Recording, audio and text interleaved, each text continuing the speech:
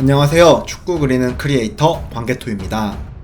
이번에는 중국 축구 이야기를 해볼까 해요. 리피와 히딩크 감독님, 2006년 월드컵 우승 감독이죠. 그리고 2002년 한일 월드컵 4강 감독입니다. 최근 나온 기사 한번 보실게요. 리피와 히딩크, 중국 축구에서 명장들 무덤됐다. 중국 축구가 명장들의 무덤이다 라는 기사인데, 이게 16일 기사예요. 리피 감독이 중국 대표팀을 이끌고 있다가 사임을 했고, 히딩크 감독은 올림픽 대표팀을 이끌고 있다가 사임을 했죠. 이유가 궁금했습니다. 왜 실패하고 있는지. 우선 리피 감독이 사임한 이유 잠깐 볼게요. 이게 지금 월드컵 아시아 예선인데요, A조 성적입니다. 시리아가 4전 전승으로 1등이고 중국이 2승 1무 1패. 생각보다 성적이 괜찮아요. 2등이고 지금 보면 골도 13골, 실점은 2골밖에 안 되죠. 골득실은 시리아보다 좋은데 왜 리피 감독은 사임했는지 상대팀을 보면 알 수 있습니다. 몰디브를 상대로 5골 넣고 괌한테는 7골을 넣었어요.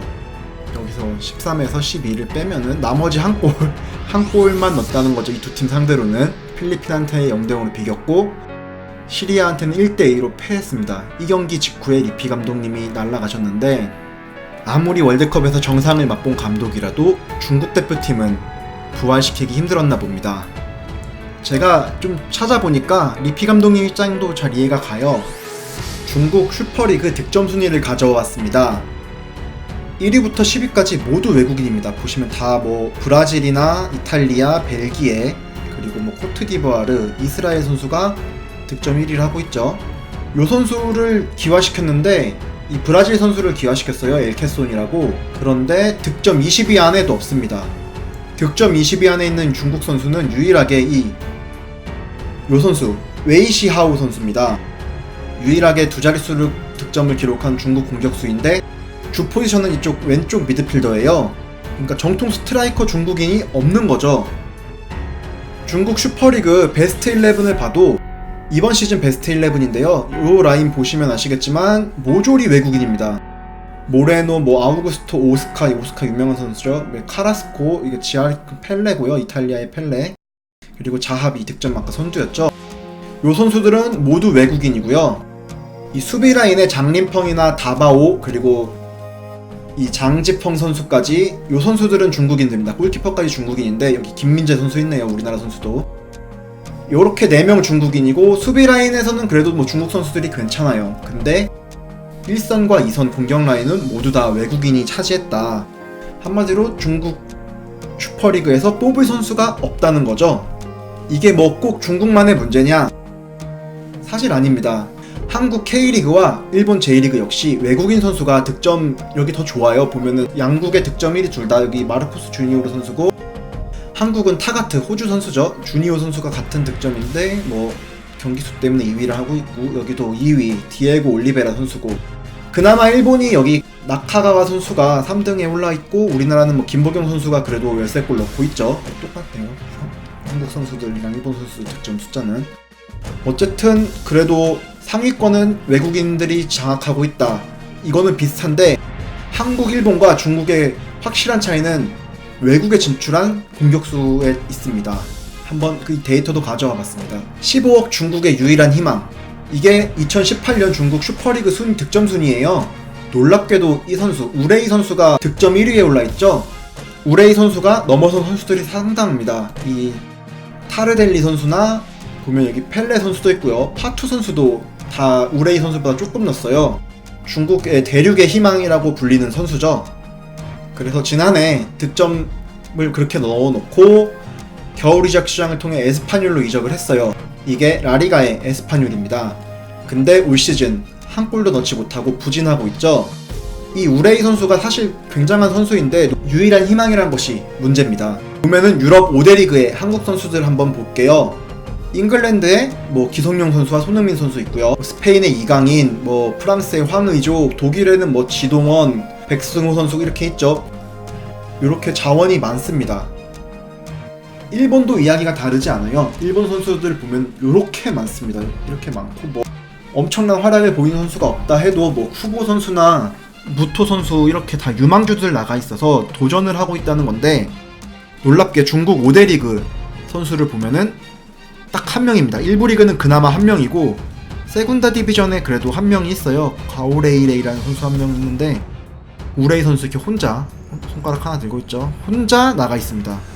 그만큼 선수 폭이 적다는 거고 제가 리피 감독이었어도 어떤 공격수를 뽑아야 될지 모를 것 같아요. 자국 리그에는 그렇게 선수가 없고 우레이 선수 이렇게 부진하면 머리가 아플 텐데요. 중국 선수들이 그럼 왜 이렇게 진출을 안 했냐 확인을 해보니까 아시아 연봉 탑 5만 봐도 알 수 있습니다. 자, 이게 중국 선수들의 몸값이 천정부지로 치솟았고 지난해가 2018년입니다. 2018년 외신이 발표한 연봉 가장 높은 축구 선수 5인에 손흥민 선수를 제외한 4인이 모두 중국 슈퍼리그 소속 선수였다 라고 되어 있죠. 굉장히 놀라운 기록인데 중국 선수 말고 들어간 유일한 탑5의 손흥민, 이게 확실한 건 아니고 추정치입니다. 추정치. 손흥민 선수는 107억 원을 받는 것으로 알려져 있어요. 5등부터 한번 볼게요. 5등에 장청중 선수 83억 원 받고 있고요. 가가와 신지 아닙니다. 닮았죠? 네, 아니에요. 그리고 4위가 우레이 선수, 원래 100억 넘게 받던 선수인데 에스파뇰로 이적하면서 몸값을 좀 연봉을 낮춰서 갔어요. 그래서 97억 원. 자, 놀랍죠? 이 선수도 놀라운데 가오린 선수가 무려 109억 원을 받고 있습니다. 아, 놀랍죠? 중국 공격수예요. 국가대표 공격수인데 아까 득점 순위 탑10에 없었죠? 20위 안에도 없었던 선수고요. 그리고 수비수 장림펑 선수가 114억 원. 아시아 탑 클래스 연봉 왕입니다. 연봉 왕 1등. 근데 이 선수 수비수예요. 하이라이트 찾아보면 놀라운 장면 많이 나옵니다. 이상한 헛발질도 많이 하고 그러는데 연봉 1위예요. 그래서 이 선수당 60억에서 100억 원 정도의 연봉을 받는 것으로 알려져 있는데 진짜 우레이 선수 말고는 다 중국 리그에서 뛰고 있습니다. 다 중국 슈퍼리그에서 뛰고 있는 선수들이고 그만큼 도전을 하지 않는다는 뜻이죠. 중국 축구에는 제 생각엔 두 가지 길이 있다고 생각합니다. 스콜라리 감독님 아시죠? 스콜라리 감독님 브라질 대표팀 우승시켰던 감독인데 2002년에 요 감독님이 망언인가 자신감인가 중국이 10년 후면 한국과 일본을 따라잡는다 라고 하셨어요. 이게 어떻게 보면 근거가 있고 어떻게 보면 망언이기도 한데요. 망언의 길부터 한번 보겠습니다. 중국과 되게 비슷한 나라가 하나 있어요. 바로 아시아에 있는데 요 선수의 국가 나라입니다. 아세르 알카탄이라고 들어보신 분 계실 텐데 요 친구의 국적이 사우디아라비아입니다. 사우디아라비아 리그가 어땠냐? 요 친구 2008년에 연봉이 140억 원, 세금 0원입니다. 앞에서 봤듯이 지금 탑5보다 10년 전에 더 많이 받아요, 연봉. 와, 굉장히 놀랍죠? 2008년 당시 아시아 최고의 선수는 그럼 누구였냐? 요 선수입니다. 박지성 선수, 우리 한국의 박지성인데 이게 세전 연봉이 80억이었어요. 세전 연봉이 80억이었기 때문에 이게 거의 3배 차이 나는 겁니다. 세금이 빵원이니까 이건 세후 140억이란 얘기잖아요. 이렇게 사우디가 선수들한테 연봉을 많이 줬고 이 선수 어디서 뛰었을까요? 네, 사우디 슈퍼리그에서 뛰었습니다. 사우디 리그에서 뛰었고 해외 진출을 못한 게 아니라 안 했어요. 네, 뭐 여기저기서 제안이 왔는데 안 나갔다고 알려져 있습니다. 이렇게 자국리가 강하면은 자국리그에서 돈을 많이 주면은 선수들이 도전을 안 하게 되고 선수들 기량이 떨어지는 이 악순환이 이어지는데요. 사우디 옛날에 되게 잘 나갔던 거 아시나요? 아시아 최초에 16강 올라갔던 나라, 이게 월드컵 사우디 성적인데 월드컵에서의 사우디 성적인데 아시아 최초로 16강에 올라갔던 나라입니다.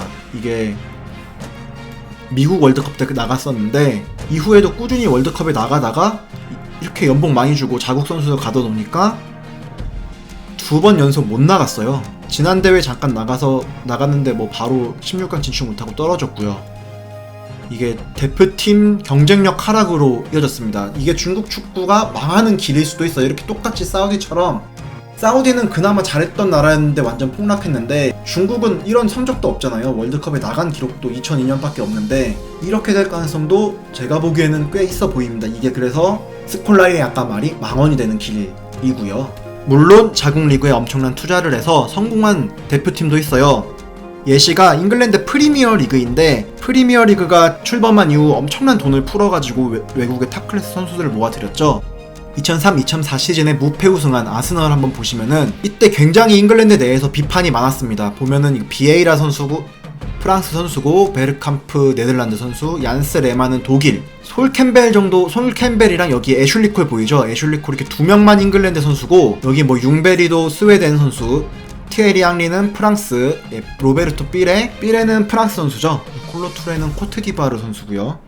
당시 잉글랜드 선수가 2명밖에 없다면서 잉글랜드 내부에서 굉장히 비판적인 시각이 많았어요. 자국 리그에 돈을 이렇게 많이 쓰는데 우리나라 선수는 뛰질 못한다 라는 얘기가 있었죠. 그래도 잉글랜드가 성공을 했던 게 유소년에 굉장히 꾸준히 투자하면서 이런 경쟁 상황을 뚫고 두각을 드러낸 선수들이 등장했다는 점입니다. 최근에 나온 뭐 해리케인 선수나 스털링, 그리고 델레알리, 로버트슨 선수 같은 경우가 잉글랜드 대표 선수로 발탁을 했죠. 더 많아요. 그래서 자연스럽게 잉글랜드 대표팀도 강해졌고, 그리고 지난 월드컵에서는 4강까지 올라갔습니다. 잉글랜드가 4강에 오르면서 굉장히 대표팀이 강해진 좋은 예죠. 리그도 강하고 대표팀도 강한 이렇게 긍정적인 효과를 봤던 팀입니다. 중국도 이를 알고 올해부터 투자를 강화하기 시작했습니다. 이 완다 그룹이 원래는 AT 마드리드에 투자를 했던 그룹인데, AT 마드리드에 투자한다고 막 뭐라고 하니까 그러면 중국에도 돈을 쓸게 해가지고 중국 축구에 3,500억 투자를 했죠. 이게 다 유소년한테 투자한 건데 당장은 힘들고 주변국의 비아냥을 들을 수 있겠지만, 이렇게 투자가 이어지고 언젠가 자국 리그의 그 틀을 깨고 올라간다면은 잉글랜드처럼 기존 축구계를 위협할 수도 있다고 봅니다. 사우디냐 잉글랜드냐, 지금 중국 축구는 기점에 서 있는 것 같습니다. 영상 봐주셔서 감사하고 재밌으셨다면 구독과 좋아요 부탁드립니다. 감사합니다.